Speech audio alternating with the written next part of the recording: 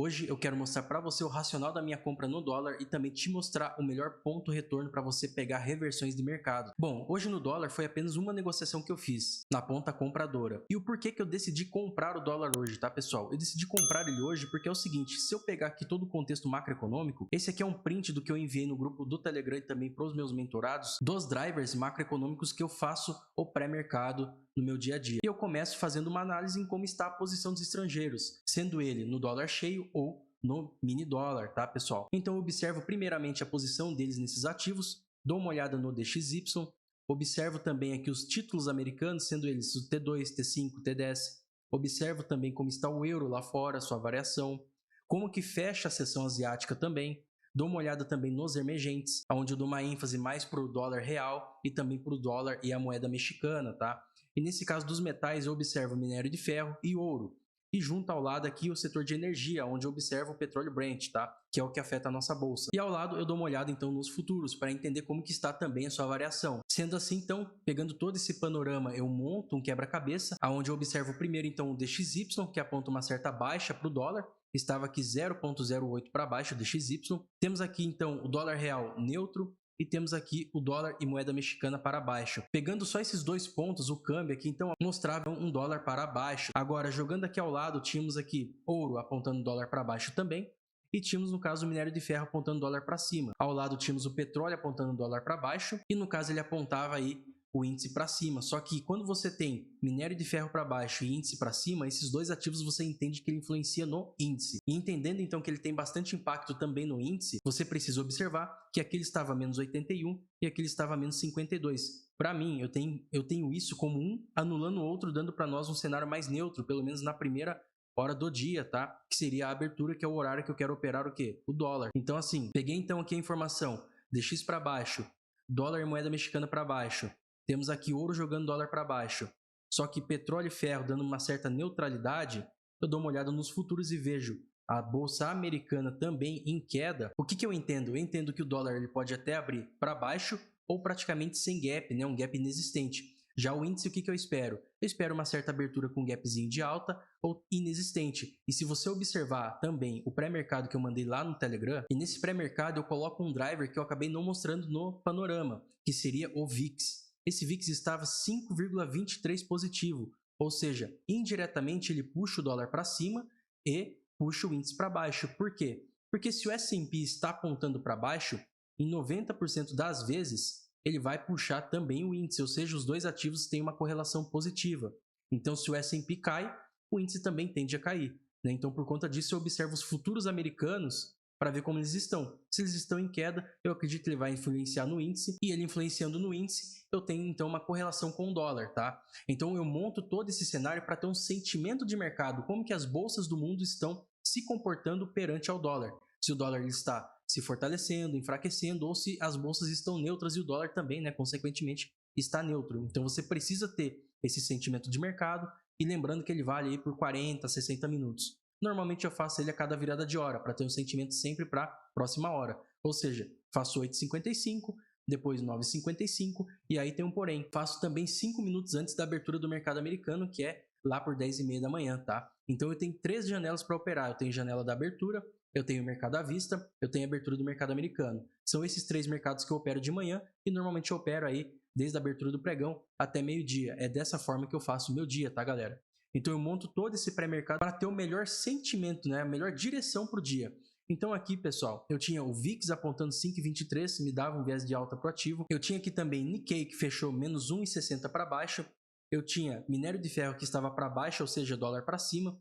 Eu tenho os títulos americanos que estavam também para cima, então tinha bastante drivers apontando uma certa alta para o dólar. Mas o que me fez comprar o dólar então, tá, pessoal? Vamos lá para a tela? Bom, esse aqui é o nosso gráfico e aqui está a operação que eu fiz hoje. Mas essa decisão que eu tomei na ponta compradora foi por conta disso aqui também. Aqui na nossa aba de cálculos, eu tenho máxima CME, mínima da CME, tem os outros cálculos aqui que são o justo overnight e também o justo aí da primeira hora. E aqui em cima a arbitragem. Faltando então lá 2 minutos para abrir o mercado, a arbitragem saiu do 711 para o 724. Então, entendendo que se o mercado ele abrir com 10 pontos de diferença, eu vou executar uma compra a fim de buscar essa arbitragem. O que aconteceu então? O mercado ele abre com gap basicamente de baixa, mas inexistente praticamente, como eu já citei anteriormente. Executo uma primeira compra nessa região, que é confluente com a mínima do dia anterior, tá? E o mercado então desenvolve um pouco, bate na mínima da CME, ou seja, tínhamos também máxima e mínima da CME trabalhando acima da abertura do dia de hoje, então eu acreditei que comprando aqui e buscando trabalhar acima da mínima, o mercado tenderia a buscar aí a máxima da CME, porque é onde o mercado ele trabalhou lá fora, lembrando que fechando 6 horas, 6 e meia, o mercado aqui ele continua rodando a madrugada toda, a noite toda, então o mercado ele se movimenta durante o restante do dia até abrir a nossa bolsa no dia seguinte, então você tem que ficar atento e fazer sempre esses cálculos. Com isso, então, tem uma primeira compra aqui, o mercado ele veio defender na primeira mínima da CME, o preço veio aqui e defendeu na mínima da CME e voltou. E aqui na mínima eu faço através dos 2 minutos ou Renko uma nova entrada, ou seja, eu faço uma piramidagem dessa primeira posição, onde meu médio ele veio parar quase no meio do caminho. Quando o mercado então ele faz essa defesa e volta, e ele defende por essa região e retorna, eu faço uma nova piramidagem, ou seja, se eu entrei com uma mão de 5, eu entrei com mais 5 e depois com mais 5, formando então um média aqui de 15 contratos, tá, galera? Não é com essa mão que eu entrei, mas basicamente seria isso. Você sempre vai... A ideia da piramidagem é você sempre duplicar, ou triplicar, ou quadruplicar a sua mão.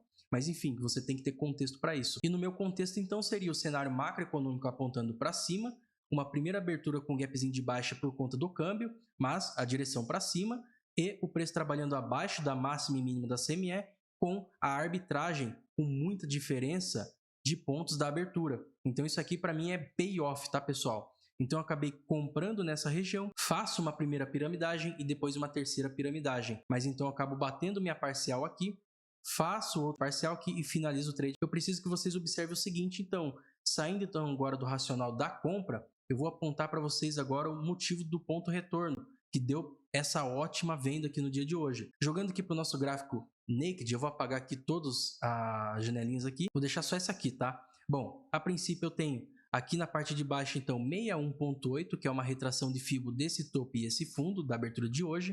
O mercado busca 61.8, aqui é uma região de trava. Eu coloco aqui em deltas, o que eu tenho? Opa, eu tenho 61.8 aqui embaixo, eu tenho a primeira possível máxima do dia calculada através da superfície de volatilidade do dólar, tá? Então essas linhas aqui são cálculos que eu faço e dão para mim aí possíveis máximas e mínimas pro ativo no dia. Já aqui na B3 eu tenho, olha só, eu posso alongar aqui agora um pouco mais essa região, mostra para nós aí a taxa máxima. É um dado que sai pela B3 gratuitamente, então basta você pegar lá e utilizar essas taxas como pontos de trava ou alvo. Alterando o layout agora, eu tenho aqui os cálculos. Observa que essa região ela vai ficando cada vez maior. Então tem aqui uma região que era de bastante influência, que era 61.8, e uma outra próxima aqui, que é a máxima da CME. O que acontece? Eu alongo essa região, então eu acabo mapeando o melhor ponto retorno do mercado, e observo se outras regiões são próximas. Já no gráfico de 2 minutos, não tenho nada, tenho apenas o 0.30 da variação. Entendendo então como que é o melhor ponto retorno, observa também outros layouts, como o Renko, por exemplo. Perceba, eu tenho aqui também um topo que é desse fundo rompido que virou resistência, ou seja, troca a polaridade. Aqui então seria uma outra zona de pressão. Aí em vermelho seria melhor, mas eu posso pegar um outro caixote, marco aqui embaixo, começo a ligar o alerta, marco aqui também. Temos agora 2 caixotes, eu posso colocar esse aqui abaixo como um alerta, coloco aqui em amarelo para vocês verem. Então temos aqui o alerta, ou seja, uma região que está entrando para venda, e aqui em cima a melhor região para venda, porque qual que é a ideia? A ideia é você vender o mais caro possível e comprar o mais barato possível.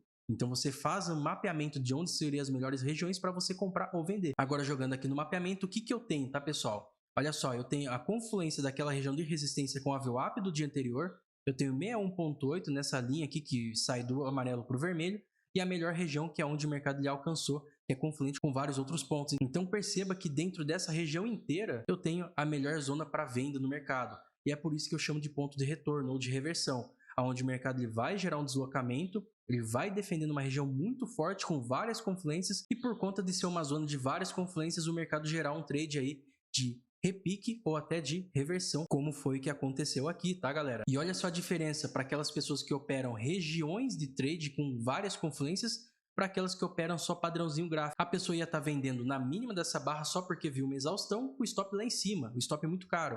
Agora, se você é uma pessoa que entende da técnica e os seus pontos de trava, as melhores regiões de entrada, você entende que baixo você compra, cima você vende. Mas aqui você percebe que você poderia montar sua posição. Ou seja, poderia entrar com a mão pequena ou nem entrar com a mão pequena. Aguardar o mercado buscar a melhor zona de entrada, fazer a sua entrada geral com o stop fora da trava. Pronto.